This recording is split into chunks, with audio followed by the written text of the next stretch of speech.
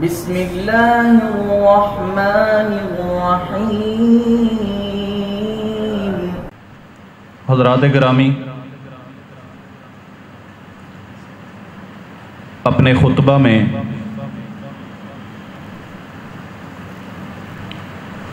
قرآن کریم کے آخری پارہ سے چند آیات کریمہ کی تلاوت کی ہے،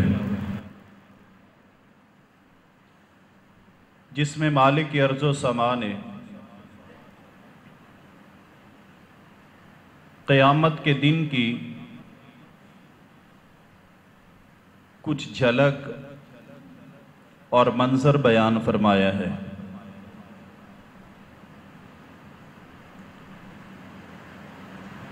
قیامت کے دن کا نقشہ اور مکمل حالات، اس پہ تو میں گفتگو نہیں کرنا چاہتا، میں صرف اس پہلو پہ کچھ بات کرنا چاہتا ہوں کہ یہاں دنیا میں رہتے ہوئے ہمیں مختلف اوقات میں ہمارے بہت سے رشتہ دار، بہت سے دوست، عزیز و اقارب، خاندان کے لوگ، کوئی جاننے والے کسی نہ کسی مشکل وقت میں وہ کام آ جاتے ہیں، سہارا بن جاتے ہیں۔ لیکن قیامت کے دن کی جہاں اور بہت سی ہولناکیاں ہوں گی، جہاں اور بہت ساری شدتیں، تکلیفیں اور مصیبتیں ہوں گی، ان میں سے ایک شدت وہ یہ بھی ہوگی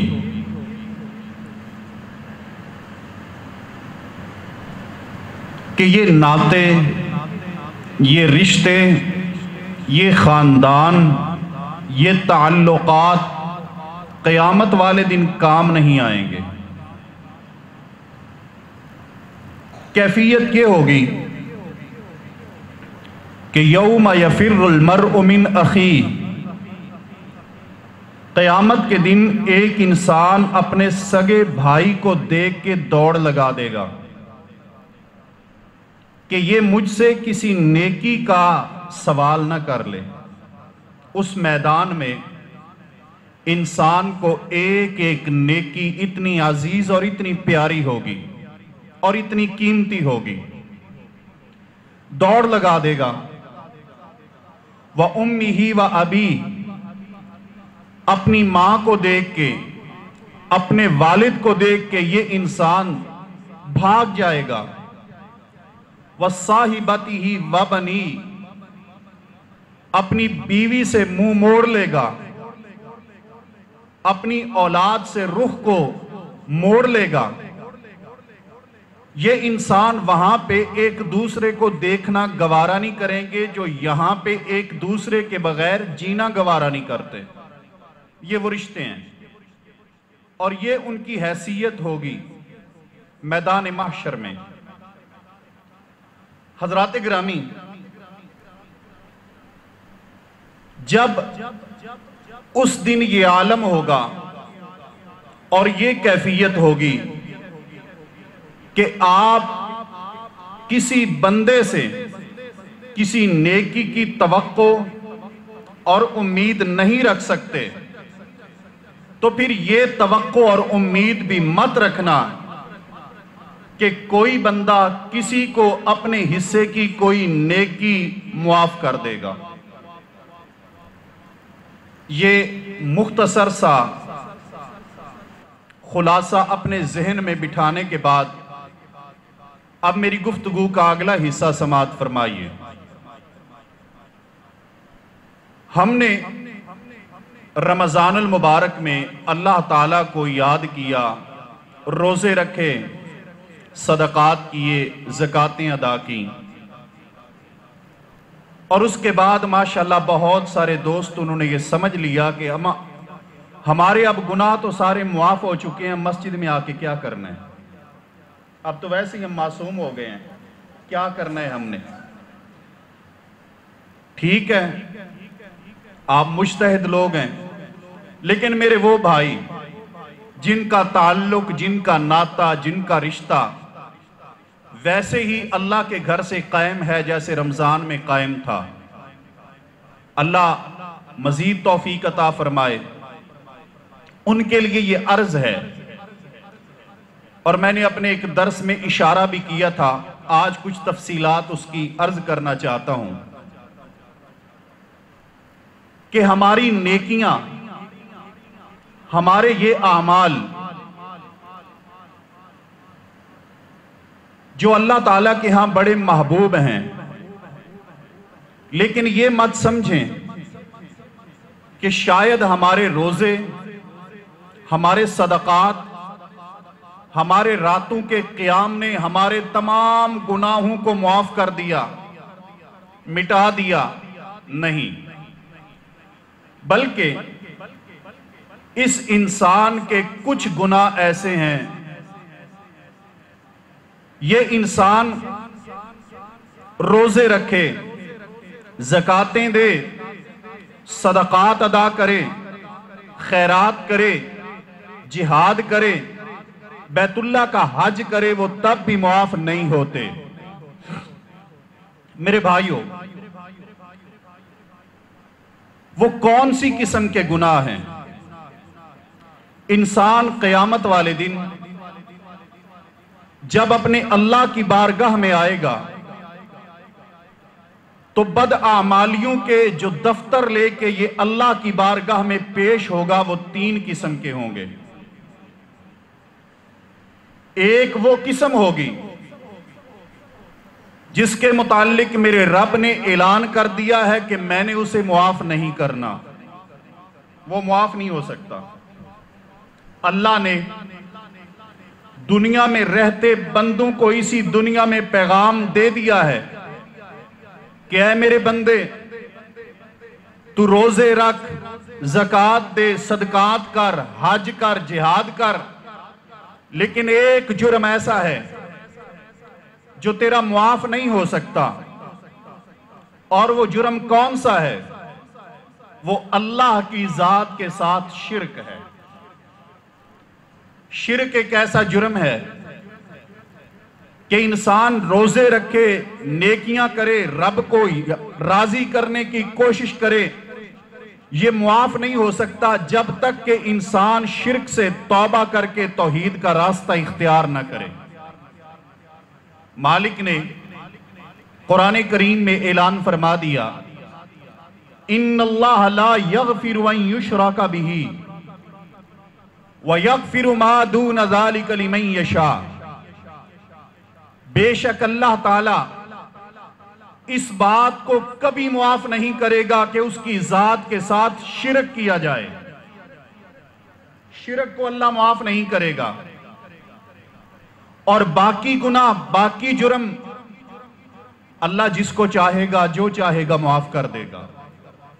حضرات گرامی، یہ بات ذہن نشین فرما لیجئے، جس انسان کے عقیدے میں، عمل میں شرک موجود ہے، اس انسان کی کوئی نیکی اللہ تعالیٰ کے ہاں قابل قبول نہیں ہے۔ اللہ تعالیٰ نے 18 انبیاء کرام کا نام لیا اور میرے مالک نے اعلان کر دیا، وَلَوْ أَشْرَكُوا لَحَبِطَ عَنْهُمْ مَا كَانُوا يَعْمَلُونَ، کوئی عام لوگ نہیں، میرے یہ 18 انبیاء کرام بھی شرک کرتے تو ان کے تمام اعمال برباد ہو جاتے۔ اللہ نے اس محبوب کو مخاطب کر کے اعلان کیا جس محبوب کے ایک ایک لمحے کے متعلق میرے رب نے یہ فرمایا، وَلَلْآخِرَةُ خَيْرٌ لَكَ مِنَ الْأُولَى، اے میرے نبی، آپ کا ہر آنے والا پل پہلے سے بہتر، افضل اور اعلیٰ و بالا ہوگا۔ उस नबी को फरमाया लइन अशरकत लयहबतन्न अमलुक, ऐ मेरे नबी अगर आपने शिरक किया तो आपके भी आमाल बर्बाद हो जाएंगे। हजरात गिरामी, शिरक वो जुर्म है, शिरक वो गुनाह है कि जिस इंसान में ये शिरक पाया जाता है, ये जुर्म कभी भी उसकी नेकियों से मुआफ नहीं हो सकता। लेकिन आज ये बड़े शर्म की बात है जो मैं अभी कहने लगा हूं। आज आपके मुल्क में शिरक भी सियासी हो चुका है। शिरक भी क्या हो चुका है? सियासी हो चुका है।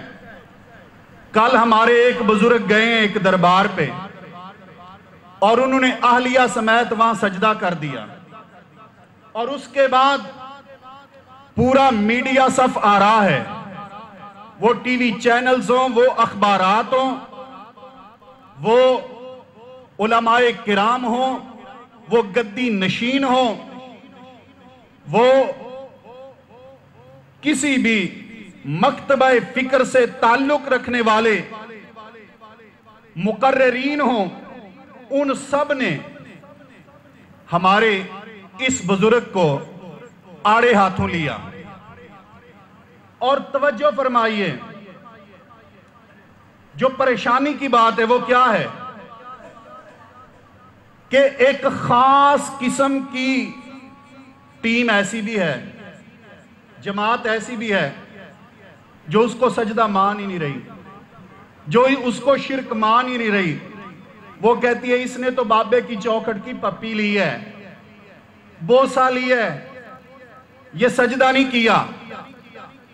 हजरात गिरामी, मैं सिर्फ इतनी बात की तरफ तवज्जो दिलाना चाहूंगा कि आज मुल्क के बहुत सारे नून लीगियों को शिरक की समझ आ गई। मुल्क के बहुत सारे MMA में बैठे लोगों को शिरक की समझ आ गई। पीपल्स पार्टी के जालों को आज शिरक की समझ आई है। मुझे यह बतलाइए कि वो गद्दी नशीन सुबह से लेकर शाम तक जिनके आस्थानों पे सजदे होते हैं, वो आपकी पार्टियों का हिस्सा नहीं रहे? नहीं रहे। मैं यहां किसी सियासी जमात की बात नहीं कर रहा, मैं हर एक के ज़मीर को झंझोड़ना चाहता हूं। पूछें, यही सियाल शरीफ जो आपके पहलू में मौजूद है, आप नहीं जानते कि यहां कितने माथे झुकते हैं, लेकिन आज तक कोई एंकर, आज तक कोई मौलवी, आज तक कोई नून लीग का मतवाला क्यों नहीं बोला? इसलिए कि ये उनकी पार्टी का हिस्सा थे। अब ये भी मुशरिक हो जाएंगे। और उधर मेरे दूसरे भाई वो कहते नहीं जी ये शिरक है ही नहीं, उन्होंने तो सिर्फ बोसा लिया है। अपने ईमान को झंझोड़िए, गौर कीजिए कि कहीं किसी एक खास पार्टी की मोहब्बत में आप अल्लाह के दुश्मन तो नहीं बन रहे। ये बोसा हो, ये झुकना हो, ये माथा टेकना हो, ये सब शिरक में आता है। झुकना सिर्फ अल्लाह की जात के लिए है, किसी और के आगे नहीं। और कहते हैं जी, कल मैंने एक मौलवी साहब का ये भी पढ़ा, वो कहते हैं कि वो लोग जो हजरत जी को मुशरिक कह रहे हैं उन्हें सजदे का पता ही नहीं, सजदे की तारीफ ही नहीं आती। भाई आप बता दें सजदे की तारीफ क्या है? कहते हैं सजदा वो होता है जिसमें सुबहान रब्बियल आला, सुबहान रब्बियल आला, सुबहान रब्बियल आला हो। ये तो सिर्फ झुके हैं, इन्होंने पढ़ा कुछ नहीं है। जब पढ़ा कुछ नहीं है तो ये सजदा है ही नहीं, ये सजदा है ही नहीं। आइए गौर कीजिए, आप उठाइए हिदाया को, उठाइए शरा विकाया को, उठाइए फीका हनफी की तमाम मोतबर किताबों को। वो कहते हैं सजदे में कुछ पढ़ना जरूरी है ही नहीं। सजदा क्या है? वज़उल जबहती अलल अर्ज़, अपने माथे को जमीन पे रख देना, ये सजदा है। समझ आइए, अपने माथे को जमीन पे रख देना ये सजदा है। खा घुटने उठे हुए हों ये फिर भी सजदा है। जमीन पे माथे को रख देना ये सजदा है। वो कहते हैं पढ़ना कुछ जरूरी नहीं है, आप कहते हैं ये सजदा हुआ ही नहीं। इसलिए मैं अर्ज कर रहा हूं, खुदारा मेहरबानी कीजिए, आप इस मुल्क की बिजली को اس ملک کی میٹرو کو، اس ملک کے ہوائی جہازوں کو، ملک کے دریاؤں کو، ملک کے پانیوں کو، اس ملک کے دیگر معاملات کو آپ سیاسی بنائیں، لیکن توحید کو سیاسی نہ بنائیں، شرک کو سیاسی نہ بنائیں۔ شرک شرک ہے، وہ کرنے والا کسی بھی جماعت اور کسی بھی تنظیم سے تعلق رکھنے والا ہو۔ سب سے اظہار برات کریں، سب سے اعلان برات کریں۔ ایک عمران خان نے کیا تو یہ واویلا کیوں؟ میں یہ نہیں کہتا ٹھیک کیا، لیکن میں یہ کہتا ہوں کہ اگر اس ملک کے مولوی، اس ملک کے علماء کرام، اس ملک کے گدی نشین، اس ملک کے بڑے بڑے آستانوں کے مالک سب سے پہلے اپنی درباروں اور مزاروں پہ شرک کو روک دیتے، آج کبھی یہ جاہل ان درباروں پہ جھکتے ہوئے نظر نہ آتے۔ یہ راستے تو تم نے کھولے، یہ تو تم نے مزین کیے، یہ بتلایا تو تم نے، عوام کو اس طرف لگایا تو تم نے۔ آج اگر کوئی جھکتا ہے تو میں کہتا ہوں اس کا گریبان بعد میں پکڑا جائے گا، ان مولویوں کا سب سے پہلے پکڑا جائے گا۔ سب سے پہلے جنہوں نے یہ نہیں بتلایا کہ ہماری عقیدت میں، ہماری محبت میں، ہمارے مزاروں پر، ہماری قبروں پر، ہمارے آستانوں پر، ہمارے بڑوں کی درگاہوں کے اوپر جھکنا، سجدہ کرنا یہ حرام ہے، یہ شرک ہے، جنہوں نے آج تک وضاحت نہیں کی۔ اور سنیے، میں کہتا ہوں سجدہ تو دور کی بات ہے، یہ مزار بنانا ہی میرے محمد کی شریعت میں جائز نہیں صلی اللہ علیہ وسلم۔ کیا خیال ہے؟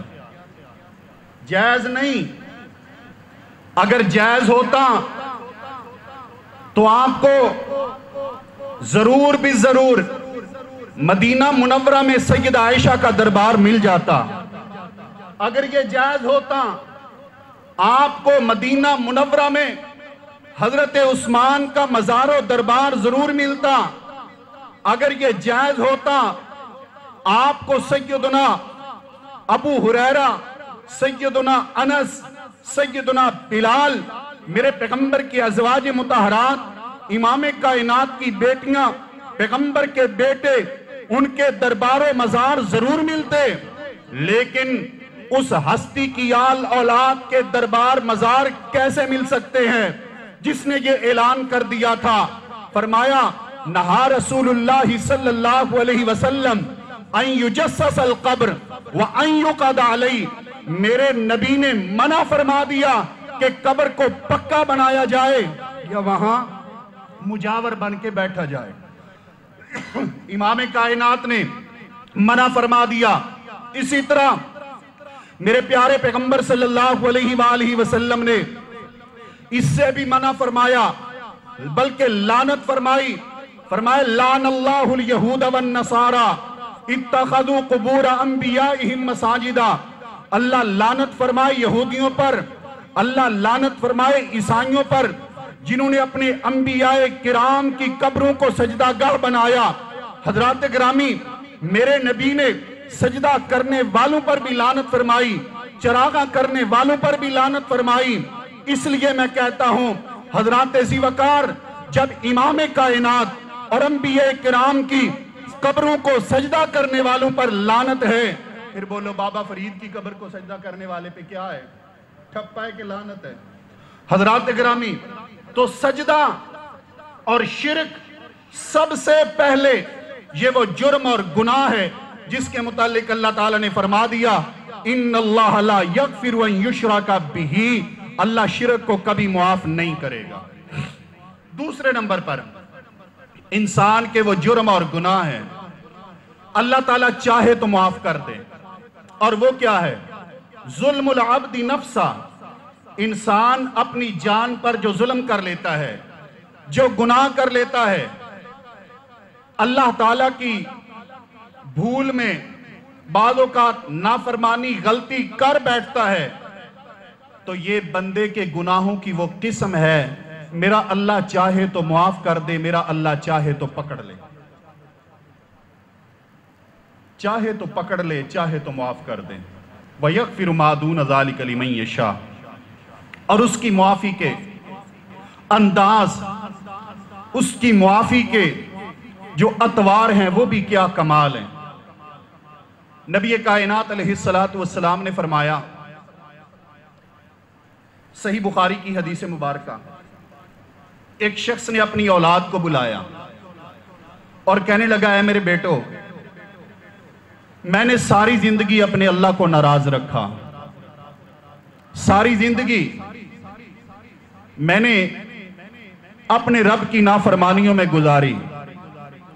अब मुझे ये खौफ और खतरा है कि मैं अपने मालिक के सामने कैसे पेश होऊंगा। तुम ऐसे करना, जब मैं मर जाऊं मेरी मैयत को जला देना, और जलाने के बाद मेरी राख हवाओं में, फिजाओं में, दरियाओं में बहा देना, मेरा कोई नामो निशान बाकी ना रहे। मुझे डर है अगर मेरे अल्लाह ने मुझे पकड़ लिया तो मेरा रब मुझे वो अजाब देगा जो कायनात में किसी और को नहीं दिया होगा, इतना अजाब देगा। मौत आ गई, औलाद ने वसीयत पे अमल किया, जला दिया, राख को बहा दिया। लेकिन मेरे अल्लाह के सामने क्या मुश्किल है, जो कुन कह के रब जो चाहे वो करने पे कादिर है। इलाहुल आलमीन ने हवाओं को हुक्म दिया कि इसकी राख वापस करो, फिजाओं को, दरियाओं को, पानियों को हुक्म दिया, राख आ गई।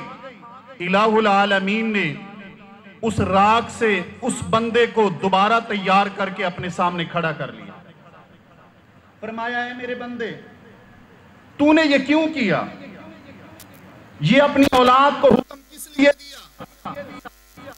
अल्लाह, मुझे डर लगा, मुझे खौफ आया कि मैं अपने अल्लाह के सामने कैसे खड़ा हूंगा। तेरे डर की वजह से मैं अपने बच्चों को ये वसीयत कराया। अल्लाह ताला इसी कलमे पे, इसी बंदे पे, इसी कलमे पे, इसी जुमले पे अपने बंदे से राजी हो गया। फरमाया, है मेरे बंदे, अगर मेरे खौफ और डर की वजह से अपनी औलाद को तू ये वसीयत कर आया था, जा, मैंने तुझे माफ कर दिया। ये उसकी माफी के अंदाज हैं। हजरात गिरामी, अब आइए गुनाहों की तीसरी किस्म की तरफ, और ये वो किस्म, ये वो दफ्तर है जिसको अल्लाह तबारक व तआला मुआफ नहीं करेंगे, बल्कि मेरा रब इसे लोगों के सपुर्द कर देगा। और वो क्या है? तज़ालुम बैनल इबाद, लोगों का एक दूसरे पे जुल्म करना, एक दूसरे पे ज्यादतियां करना, एक दूसरे के हुकूक को हड़प करना, एक दूसरे की जमीनों पर, मालों पर कब्जे करना, एक दूसरे के हुकूक को हथियाना। ये बंदे का वो गुनाह है और वो जुर्म है जिसके मुतालिक मेरे अल्लाह तबारक व तआला मुआफ नहीं करेंगे, बल्कि अल्लाह तबारक व तआला ये जुर्म और ये गुनाह उस मुताल्लिका बंदे के सुपुर्द कर देंगे जिसके साथ किया होगा। हजरात गिरामी, नबी कायनात अलैहिस्सलातु वस्सलाम की हदीस मुबारका और उसका ताल्लुक इसी किस्म के गुनाहों से है। आपने फरमाया कि अल्लाह तबारक व तआला क़यामत वाले दिन इन गुनाहों के मुताल्लिक मेरे परवरदिगार आलम का फैसला ये होगा, अदालत इतनी सख्त होगी कि वो बकरी जो सींगों वाली थी, अगर उसने इस दुनिया में बगैर सींगों वाली बकरी को टक्कर मारी होगी, सींग मारा होगा, अल्लाह तबारक व तआला इन जानवरों को भी उस वक्त तक मट्टी नहीं करेगा जब तक के इलाहुल आलमीन उस सींग वाली बकरी से किसास लेकर, बदला लेकर उस बकरी को नहीं देगा जिसके सर पे सींग नहीं थे। ये गुनाहों की वो किस्म है। और मेरे भाइयों, आज मैं और आप कितने लोगों को सींग मारते हैं, कितने लोगों पे ज्यादतियां करते हैं, कितने लोगों पे जुल्म करते हैं, और हम ये समझते हैं कि 70-80 हजार में एक उम्रा किया सब मुआफ। नहीं, ये बंदे के वो जुर्म और गुनाह हैं जो उम्रे करने से, रोजे रखने से, हज करने से, ज़कातें देने से, حجر اسود کے بوسے لینے سے، بیت اللہ کا طواف کرنے سے، حتیٰ کہ میدان جہاد میں شہادت بھی مل جائے، یہ لوگوں کے ساتھ جو زیادتیاں اور لین دین کے معاملات ہیں یہ تب بھی معاف نہیں ہوتے، یہ تب بھی معاف نہیں۔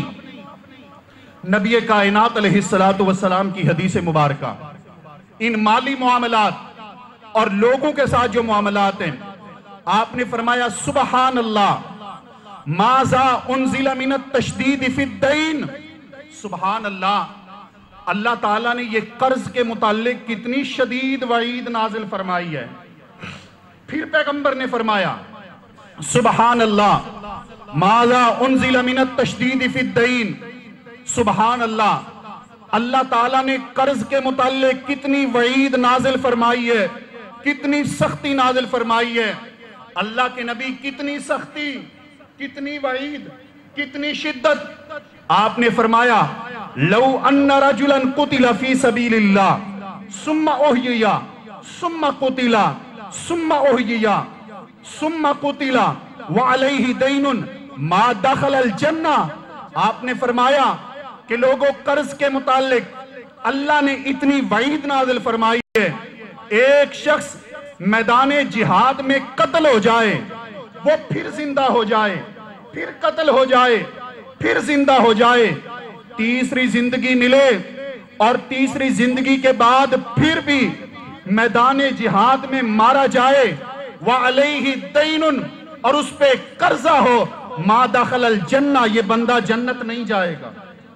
مسند احمد کی حدیث مبارک ہے، یہ جنت میں نہیں جائے گا۔ کون؟ جس پہ قرضہ تھا، کون؟ جو لوگوں کے معاملات کی پرواہ نہیں کیا کرتا تھا، کون؟ جو لوگوں کے ساتھ لین دین کے معاملات میں فکر مند ہی نہیں تھا، یہ وہ بندہ ہے ما دخل الجنہ، یہ جنت میں داخل نہیں ہوگا۔ کون؟ شہید ہونے والا۔ حالانکہ یاد رکھیں شہادت کتنا بڑا رتبہ ہے۔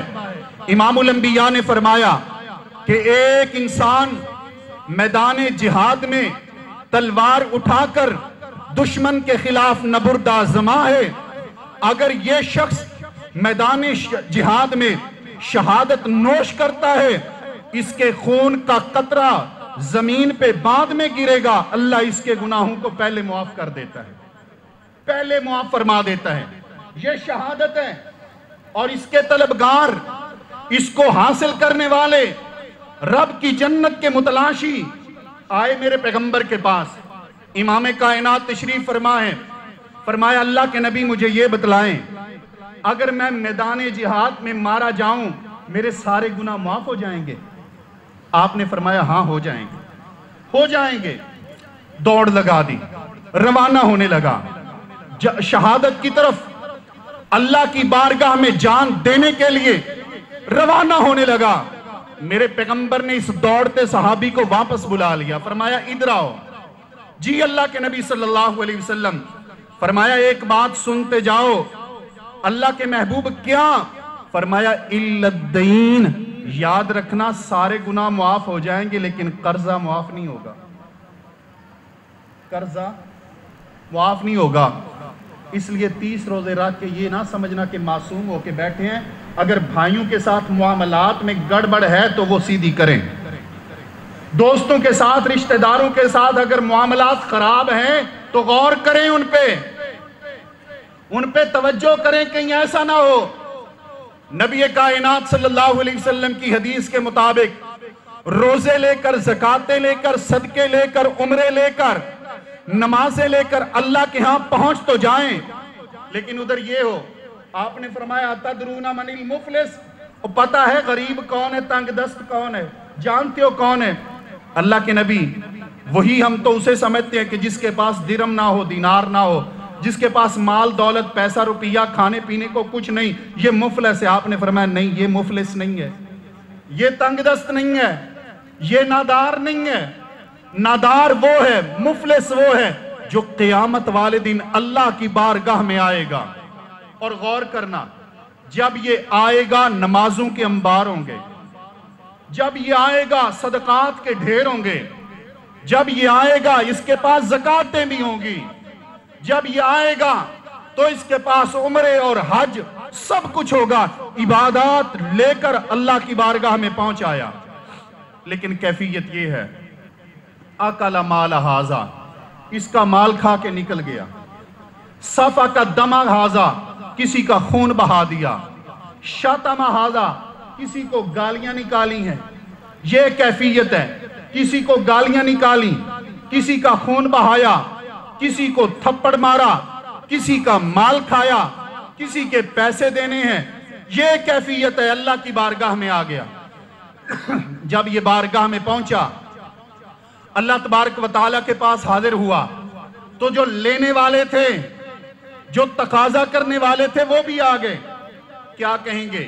اے میرے اللہ، اس نے میرا پیسہ دینا ہے، اے میرے اللہ، اس نے میرا قرض دینا ہے الہ العالمین۔ اب دنیا میں تو یہ کمزور تھا اور وہ شاہزور تھا، دنیا میں یہ تو سیدھا سادہ تھا اور وہ چکر دینے میں ماہر تھا، دنیا میں تو بچ گیا، لیکن ادھر کیا ہے؟ میرے پیغمبر نے فرمایا کہ یاد رکھنا، ادھر لین دین درہم دینار سے نہیں ہوگا، نیکیوں اور برائیوں سے ہوگا، نیکیوں اور برائیوں سے۔ اللہ تعالیٰ فرمائیں گے کہ اے میرے فرشتوں، یہ جو تقاضا کرنے والا آ گیا ہے نا، جس نے اس سے پیسے لینے ہیں، مال لینا ہے، اس بندے کی نیکیاں اٹھا کے اسے دو اور راضی کرو۔ یہ قرض لینے والا نیکیاں لے کے چلا گیا۔ دوسرا آ گیا، الہ العالمین، اس نے مجھے تھپڑ مارا تھا، میری عزت کو اچھالا تھا، رب فرمائے گا اس کی نیکیاں اٹھا کے دے دو۔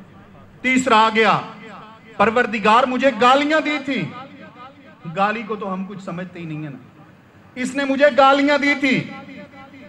نبی کریم صلی اللہ علیہ وسلم نے کیا فرمایا؟ سباب المسلم فسوق وقتالہ کفر، مومن کو گالی دینا بے دینی ہے، مومن کو گالی دینا بے دینی ہے، اور اس سے لڑائی کرنا یہ کفر ہے۔ اس لیے یاد رکھیں، کسی بھی بھائی کو گالی نکالنے سے پہلے نبی کریم صلی اللہ علیہ وسلم کی یہ حدیث مد نظر رکھیں۔ میرے پیغمبر نے گالی دینا اس کو بے دینی کہا، اور فرمایا مومن کی یہ شان نہیں ہے کہ وہ لان تان کرنے والا ہو، یہ مومن کی شان نہیں، مومن کی نشانی نہیں، مومن کی علامت نہیں۔ اے اللہ، اس نے مجھے گالیاں نکالی تھی، رب فرمائے گا اس کی نیکیاں اٹھاؤ، اسے دے دو، نیکیاں لے کے چل گیا۔ تیسرا آ گیا، الہ العالمین، اس نے میرا خون بہایا تھا، رب ذوالجلال نے فرمایا اس کی نیکیاں اٹھا کے اسے دے دو، الہ العالمین، اس نے مجھے قتل کیا، نیکیاں دے دو۔ اب کیفیت یہ ہے، امام کائنات فرماتے ہیں نیکیاں ختم ہو گئیں، تقاضا کرنے والے ابھی موجود ہیں، ابھی بھی باقی ہیں، لینے والے ابھی باقی، لیکن حج، زکوٰۃ، صدقات، روزے، نمازیں ختم، تقاضا کرنے والے باقی۔ اللہ ابھی تو تقاضا کرنے والے موجود ہیں، فرمایا یہ جتنے موجود ہیں ان کے گناہ لو، اس کے سر پہ ڈالو اور اسے جہنم میں پھینک دو۔ یہ کیوں پکڑا گیا؟ یہ کیوں مارا گیا؟ حقوق العباد کی وجہ سے، بھائیوں کے ساتھ، رشتہ داروں کے ساتھ، اہل محلہ کے ساتھ جو معاملات، جو لین دین اور جو دیگر اس کے معاملات تھے، ان کی وجہ سے یہ پکڑا گیا، یہ مارا گیا۔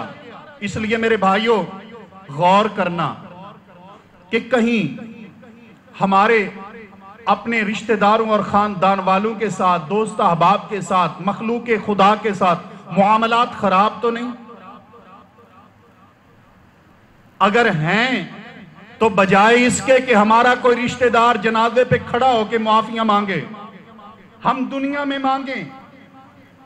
کون ہے جو سرور کونین سے بڑھ کے عزت و شرف والا ہو سکتا ہے، جس نے اپنی زندگی میں اپنے صحابہ کو اپنی مسجد میں فرمایا تھا، اے میرے جان نثارو، زندگی کا ایک حصہ تمہارے اندر گزرا ہے، اگر کسی پہ کوئی ظلم، زیادتی، کمی، کوتاہی ہو گئی ہے، میں محمد الرسول اللہ کو معاف کر دو، یا مجھ سے یہی بدلہ لے لو، یہی بدلہ لے لو اپنی زندگی میں۔ اور ہمیں تو اپنی زندگی کی آخری ڈور تک صرف ایک ہی پتہ ہوتا ہے کہ مال کیسے اکٹھا کرنا ہے، ہمیں یہ پتہ نہیں ہوتا مرنا بھی ہے اور مرنے سے پہلے ہم معافی تلافی یہ بھی کروا لیں، یہ تو ہمیں تصور اور وہم اور خیال ہی نہیں ہوتا۔ اور یہ یاد رکھیں، قرض کے معاملات اتنے شدید ہیں کہ نبی کریم صلی اللہ علیہ وآلہ وسلم جنازے کے لیے آگے بڑھتے ہیں۔ آپ صلی اللہ علیہ وسلم پوچھتے ہیں، میرے صحابہ اس پہ قرضہ تو نہیں ہے؟ قرضہ تو نہیں تھا اس پہ؟ اللہ کے نبی اس پہ 2 دینار قرضہ ہے۔ کتنا ہے؟ 2 دینار۔ 2 دینار۔ اللہ اکبر۔ یہ خیر سہولت ادھر پاکستان میں تو ہے، اس وقت نہیں تھی۔ یا تو ماشاءاللہ 2000 کیا اس ملک کے کئی خرب کھائے، لیکن بندہ ہونا وزیر چاہیے، سب معاف ہو جاتے ہیں سب۔ اور بعد میں جا کے یہ کہتے ہیں بھی چلو 75% واپس کر دو۔ 75%، 25% تیرا تھا، 25% کدھر گیا؟ سب معاف ہو جاتے ہیں۔ یہ کیا قانون ہے؟ اللہ ہی بہتر جانتا ہے یہ ملک اور نظام چل کیسے رہا ہے، یہ رب ہی بہتر جانتا ہے کہ جس میں خربوں اس ملک کے لوٹ کر اور کھا کر ایک NRO آتا ہے اور سارے گناہ معاف ہو جاتے ہیں، سارے پاپ معاف ہو جاتے ہیں، سارے قرضے معاف ہو جاتے ہیں۔ میرے پیغمبر نے پوچھا اس پہ قرضہ تو نہیں تھا؟ اللہ کے نبی اس پہ 2 دینار قرضہ تھا، 2 دینار۔ آپ صلی اللہ علیہ وآلہ وسلم پیچھے ہٹ گئے، جنازہ نہیں پڑھایا، پیچھے ہٹ گئے امام کائنات۔ جب امام کائنات علیہ السلام پیچھے ہٹے، صحابہ کرام حیران و ششدر۔ میرے محبوب کے صحابی حضرت ابو قتادہ آگے بڑھے، فرمایا اللہ کے نبی یہ 2 دینار میرے ذمہ آئے، امام کائنات میں دوں گا، آپ جنازہ پڑھائیں۔ پیغمبر نے جنازہ پڑھا دیا، میرے نبی نے جنازہ پڑھا دیا۔ اب اگلی بات پہ اور اگلے جملے پہ تھوڑی سی توجہ فرمائیے گا۔ کچھ دنوں کے بعد حضرت ابو قتادہ رضی اللہ تعالیٰ عنہ امام کائنات کو ملے، فرمایا اللہ کے نبی انی قضیتہما، میں نے وہ 2 دینار ادا کر دیے، میں نے وہ 2 دینار دے دیے۔ میرے نبی نے فرمایا الآن برت جلدہ، اے ابو قتادہ تو نے اس کے چمڑے کو اب ٹھنڈا کیا ہے۔ اس چھوٹی سی بات پہ غور کرنا، جب اس بندے نے ذمہ داری لے لی تھی اس وقت نہیں، جب ادا کیے تب۔ فرمایا اب تو نے اسے چھڑوایا ہے، اب تو نے اس کے چمڑے کو ٹھنڈا کیا ہے۔ میرے دوستوں اور بزرگوں اور بھائیوں، یہ مت سمجھا کریں کہ جب ابا جی کی میت پہ آپ نے اعلان کر دیا کہ یہ میرے ذمے، تو ابا جی سرخرو ہو گئے، بعد میں نہ ہم رابطے میں ملے، نہ گھر ملے، نہ نمبر ملے، نہ موبائل ملے، نہ پیسے دینے کی بات کریں، پھر چکر پہ چکر۔ یاد رکھیں اس وقت تک وہ گرفت میں ہیں جب تک کہ آپ ادائیگی نہیں کریں گے، جب تک کہ ادائیگی نہیں ہوگی۔ میرے محبوب نے اپنے ایک صحابی کو بلایا، فرمایا میرے جان نثار جی، اللہ کے نبی صلی اللہ علیہ وسلم، فرمایا آپ کے بھائی فوت ہو گئے نا؟ جی اللہ کے نبی صلی اللہ علیہ وسلم فوت ہو گئے۔ فرمایا ان اخاک محبوس فی الدین، آپ کا بھائی ابھی بھی قرض میں جکڑا ہوا ہے، فقدہ عنہ، اپنے بھائی کا قرضہ ادا کرو، قرضہ ادا کرو اپنے بھائی کا۔ اس لیے دوسرے پہلو پہ بھی غور کرنا، یہ مت سمجھ لینا کہ کسی پہ قرضہ تھا، کسی کا لینا تھا، کسی کا دینا تھا، معاملات تھے، عدالت میں گئے، کچہری میں گئے، اگلے کو گھسیٹا، فیصلہ حق میں آگے سرخرو ہو گئے۔ نہیں، اس ضمیر کی عدالت سے پوچھئے، ضمیر کی عدالت سے، اگر وہ چیز آپ کی نہیں، سپریم کورٹ بھی آپ کے حق میں فیصلہ دے دے، آپ تب بھی مجرم ہیں۔ نبی کریم صلی اللہ علیہ وسلم نے فرمایا بعض اوقات میرے پاس 2 بندے آتے ہیں، 2 لوگ آتے ہیں، ایک ہی کیس میں آتے ہیں، جھگڑا لے کر آتے ہیں، یہ کہتا ہے میری ہے، وہ کہتا ہے میری ہے۔ وَإِنَّ بَعْضَكُمْ أَلْحَنَ بِحُجَّتِهِ، اور ان میں سے ایک وہ ہوتا ہے جو اپنی بات کو بڑی خوبصورت طریقے سے پیش کرتا ہے، چیز ہوتی اس کی نہیں لیکن انداز ایسا ہوتا ہے کہ دیکھ کے لگتا ہے یہ ہے اسی کی، میں اس کے حق میں فیصلہ کر دیتا ہوں، اور جس کی ہوتی ہے وہ اپنی بات کو صحیح طریقے سے پیش نہیں کر سکتا، اس لیے میں دوسرے کے حق میں فیصلہ کر دیتا ہوں۔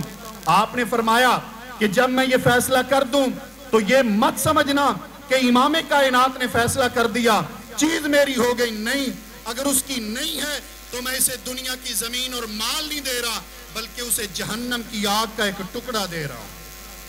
وہ جہنم کی آگ کا ٹکڑا ہے جو آپ کا نہیں تھا، لیکن آپ عدالت سے لے آئے ہیں، کسی تھانے دار سے لے آئے ہیں، کسی ایس ایچ او سے لے آئے ہیں، کسی جسٹس سے لے آئے ہیں، وہ آپ کا نہیں تو وہ جہنم کی آگ کا ٹکڑا ہے۔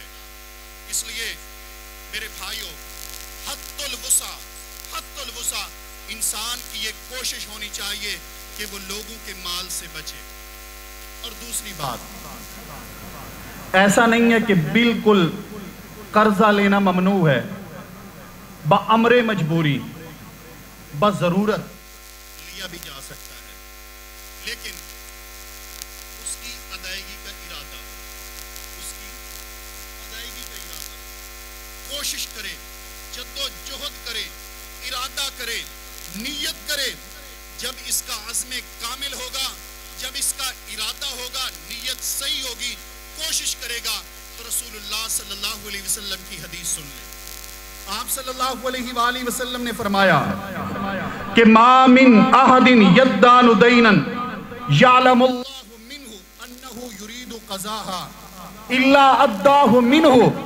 کوئی بھی شخص جو مقروض ہے، جس پہ قرضہ ہے، اور وہ پوری کوشش اور جد و جہد کرتا ہے اور نیت کرتا ہے کہ میں نے یہ دینا ہے، فرمایا وہ اس نے نہیں دینا، وہ اللہ تبارک و تعالی ادا کر دیتا ہے۔ اللہ اس کو توفیق دیتا ہے، اللہ تبارک و تعالی توفیق دیتا ہے، اللہ اپنی معاونت اور نصرت کرتا ہے، الہ العالمین اس کا وہ قرضہ ادا فرما دیتا ہے۔ حضرات گرامی، اور یاد رکھیں، جب یہ قرضہ لینا ہے، لکھائی ہو، جائز طریقے سے ہو، حدیث مبارکہ رسول اللہ صلی اللہ علیہ وسلم نے فرمایا کہ پہلی امت میں دو لوگ انہوں نے آپس میں لین دین، اب اس نے کہا کہ میں آپ کو یہ قرضہ، یہ دینار فلاں دن فلاں مقام پہ پہنچا دوں گا، درمیان میں دریا ہے۔ اب یہ وہاں چلا گیا، لیکن آگے کشتی نہ ملی، سواری کوئی نہ ملی۔ اس نے کہا میں کیا کروں، پریشان ہے، وعدہ بھی آ گیا۔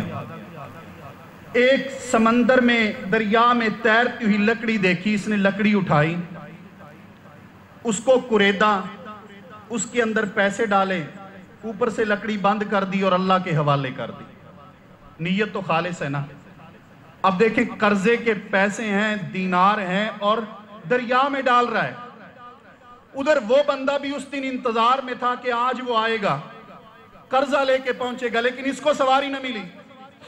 بالآخر شام کا وقت واپس جانے لگا، انتظار کر کر کے جاتے ہوئے کہتے ہیں جو اس نے پھینکی تھی اسے ادھر دوسری طرف کنارے پہ نظر آئی، کہنے لگا چلو خالی ہاتھ کیا جانا، یہ لکڑی تو گھر لیتا جاؤں۔ وہ لکڑی گھر لے گیا، جب جلانے کے لیے لکڑی کو چیرا، اس میں سے اس کی مطلوبہ رقم بھی موجود تھی، ساتھ چٹھی بھی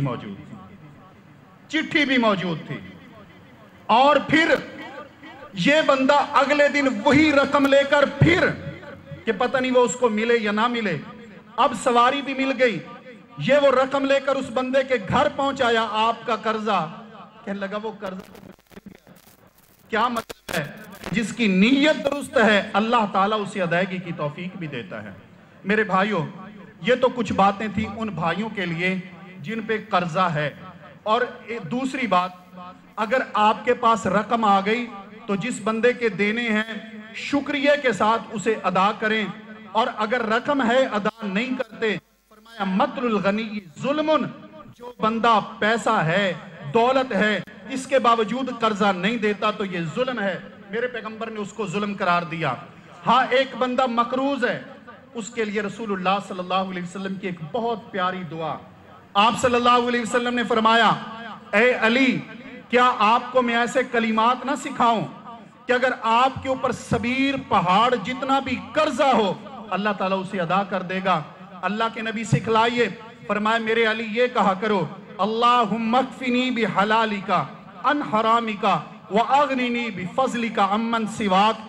یہ دعا پڑھتے رہو، اگر تیرے اوپر صبیر پہاڑ جتنا بھی قرضہ ہوگا اللہ وہ بھی ادا فرما دے گا، وہ بھی اللہ تبارک و تعالیٰ پورا کر دے گا۔ میرے بھائیوں، اب 2-3 باتیں ان بھائیوں کے لیے جن کے پاس پیسہ ہے، اللہ نے مال دیا ہے اور وہ اس کو بالکل اکٹھا کر کے نہ بیٹھ جائیں۔ اگر کوئی ضرورت مند، کوئی حاجت مند آتا ہے، قرضہ آپ سے چاہتا ہے تو آپ دے دیں۔ دینے والے کے لیے رسول اللہ صلی اللہ علیہ وآلہ وسلم نے کیا فرمایا ہے؟ اللہ کے نبی صلی اللہ علیہ وآلہ وسلم فرماتے ہیں واللہ فی عون العبد ما کان العبد فی عون اخیہ، جب تک کوئی شخص اپنے بھائیوں کی مدد کرتا رہتا ہے اللہ اس کی مدد کرتا رہتا ہے، اللہ اس کی مدد کرتا ہے۔ اسی طرح نبی کریم صلی اللہ علیہ وآلہ وسلم کی یہ بھی حدیث مبارکہ ہے کہ قرضہ دینے والا اس نے جتنا قرضہ دیا ہے، جتنے دن دیا ہے، اتنے دن اس کے نامہ اعمال میں وہ صدقہ لکھا جائے گا، صدقہ لکھا جائے گا۔ اور تیسری حدیث، اگر اللہ تبارک و تعالیٰ کی طرف سے آپ کے پاس مال دولت سرمایہ موجود ہے تو آپ لینے میں سختی نہ کریں، نرمی کا مظاہرہ کریں۔ اس کا کیا فائدہ ہے؟ رسول اللہ صلی اللہ علیہ وآلہ وسلم فرماتے ہیں ایک بندہ وہ اپنے غلاموں کو اور نوکروں کو کہا کرتا تھا کہ تم جانتے ہو کہ میں لوگوں کو قرضہ دیتا ہوں، اس لیے تم نے اگلے بندوں کو دیکھنا ہے جن کو قرضہ دیتا ہوں، اگر ان کے پاس مال ہے تو نرمی کرنا ہے اور اگر نہیں ہے ان کے پاس تو پھر درگزر کر دینا۔ یہ ممکن ہے کہ میری اس معافی کی وجہ سے، درگزر کی وجہ سے اللہ مجھے معاف کر دے، اللہ میرے اوپر درگزر کر دے۔ میرے پیغمبر فرماتے ہیں یہی بندہ اور جب مرنے کے بعد، فوت ہونے کے بعد اللہ کی بارگاہ میں پیش ہوا فتجاوز اللہ عنہ، اللہ نے اسے معاف کر دیا۔ تو کرو مہربانی تو محل زمین پر خدا مہرباں ہوگا عرش بری پر۔ اللہ تبارک و تعالیٰ سے دعا ہے کہ اللہ تعالیٰ ہمیں مخلوق کے معاملات میں، بھائیوں کے معاملات میں، خاندان کے معاملات میں بھی سرخرو فرمائے۔ آمین ثم آمین۔ وأقول قولی ھذا وأستغفر اللہ لی ولکم ولسائر المسلمین۔